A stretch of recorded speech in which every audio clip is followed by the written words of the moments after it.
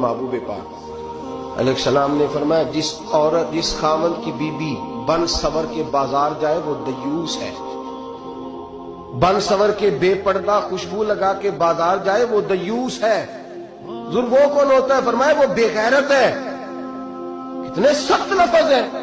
یا رسول اللہ آپ کیا فرما رہے ہیں؟ فرمایا تمہیں حکم دیتا ہوں اگر اسے بے غیرت کہو گے تو کوئی حرج نہیں، وہ دیوس ہے۔